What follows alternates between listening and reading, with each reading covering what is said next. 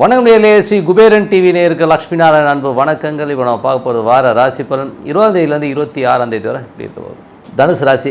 தனுசு ராசிக்கு எப்படி இருக்கும்னும் போது குரு உங்களுக்கு 4ல் இருக்கா. 4ல் இருக்க குரு நல்ல விஷயங்கள், வீடு சொத்து சம்பந்தமான விஷயங்கள்லாம் ரொம்ப சிறப்பான பலன்களை கொடுப்பார்.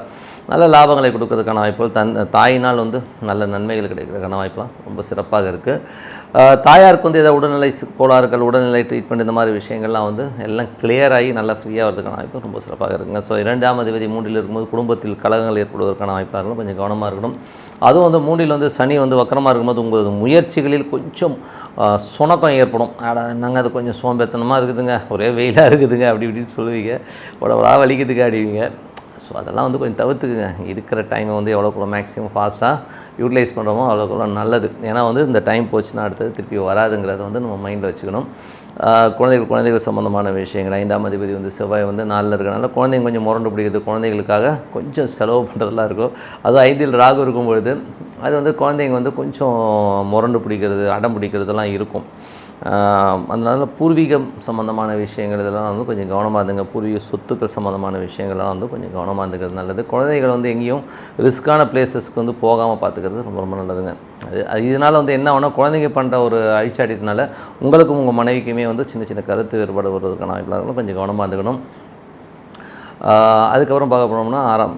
6ல் பார்த்திங்கன்னா சுக்கிரன் புதன் இருக்கிறது பார்த்திங்கன்னா உங்களுக்கு 11. 6, 11 நல்ல லாபங்களை கொடுக்கும். புதன் பார்த்திங்கன்னா 7ஆம் அதிபதி 6ல் இருக்கிறனால கணவன் மனைவிக்கு சின்ன சின்ன டிஃப்ரென்ஸ் ஆஃப் ஒப்பீனியனும் கொடுத்துரும். ஸோ அதனால் வேலையில் ரொம்ப சந்தோஷம், குதூகலம், நல்ல ஒரு வருமானங்களை கொடுத்துரும். ஸோ அதில் எந்த வித மாற்றமும் இல்லை. அதே நேரத்தில் கணவன் மனைவிக்கு சின்ன சின்ன மனஸ்தாபங்கள் இருக்கும். அதுக்கப்புறம் ஒரு ஊடல் கூடல் இதெல்லாம் சர்வசாதாரணமாக நடக்கிறது தான். ஜாலியாக இருப்பீங்க. ஸோ அதெல்லாம் ஒன்றும் பெரிய ப்ராப்ளம்னால சின்னதாக ஒரு வாக்குவாதம், அது டெய்லி தாங்க நடக்குது அப்படின்னிக்கிட்டால் அது ஆல் இன் த கேம். ஓகேங்களா. அதுக்கப்புறம் பார்த்திங்கன்னா நல்ல வீடு சொத்துக்கள் சம்மந்தமான விஷயங்கள் பேராசை ஜாஸ்தி இருக்கும். ஸோ அதனால் அந்த பேராசை சம்மந்தமான விஷயம் கொஞ்சம் அலர்ட்டாக இருந்துக்குங்க. ஏன்னா குரு 8ஆம் இடத்தை பாருங்கன்னா உங்களை எதிரிகளுடைய தொல்லைகள்லாம் கொஞ்சம் கம்மியாகும். ஸோ அதெல்லாம் ரொம்ப பெரிய ப்ளஸ். தந்தை சார்ந்த விஷயங்கள்லாம் ரொம்ப ஆக்கப்பூர்வமாகவும் நல்லாவும் இருக்கும். ஸோ அதனால் நல்ல லாபங்கள் கிடைக்கும். ஸோ எல்லாமே நல்லாயிருக்கு. மேற்படிப்பு தொடர்ந்தவங்களுக்குலாம் இந்த மேற்படிப்பில் நல்ல ஒரு முன்னேற்றங்கள் ஏற்படும். அதே மாதிரி ஆரம்ப கால இந்த ஃபஸ்ட் ஸ்டாண்டர்ட் டு 5th ஸ்டாண்டர்ட்லாம் இருக்காங்களே அவங்களுக்கும் நல்லாயிருக்கும். 10th படித்தவங்களுக்கும் அடுத்த லெவல் போகிறதுக்கான வாய்ப்பெல்லாம் ரொம்ப நல்லாயிருக்கு. ஸோ அதெல்லாம் ஒரு பெரிய ப்ளஸ்ஸு தான். என்ன 7ஆம் அதிபதி வேலை இருக்கும்போது இந்த 10th படிக்கிறவங்க, +2 படிக்கிறவங்களாம் சின்ன சின்ன டைவர்ஷன்ஸ் இருக்கும். ஸோ அந்த டைவர்ஷன்ஸ் கொஞ்சம் கிளியர் பண்ணிக்கிங்க.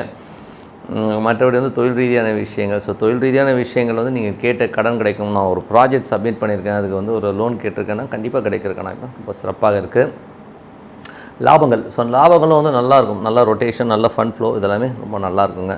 ஸோ எல்லாமே சிறப்பாக இருக்குது. நீங்கள் வணங்க வேண்டிய தெய்வம் தட்சிணாமூர்த்தி. ஸோ தட்சிணாமூர்த்தி இல்லைனா கூட குருன்னு ஒரு பிளானட் நவகிரகத்தில் இருக்கும். ஸோ அதுக்கு பிரார்த்தனை பண்ணி வழிபாடு பண்ணுறது, இல்லாட்டி சாய்பாபா போன்ற ஒரு பெரிய சித்தம் புருஷர்கள்லாம் வாழ்ந்துருக்காங்க இல்லையா.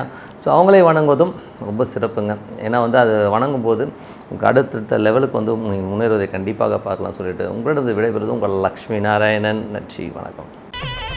ஸ்ரீ குபேரன் டிவியை பார்த்தமைக்கு நன்றிகள். மேலும் இது போன்ற தகவல்களை தெரிந்து கொள்ள ஸ்ரீ குபேரன் டிவியை சப்ஸ்கிரைப் செய்யுங்கள். மறக்காமல் பெல் ஐக்கானை கிளிக் செய்யுங்கள்.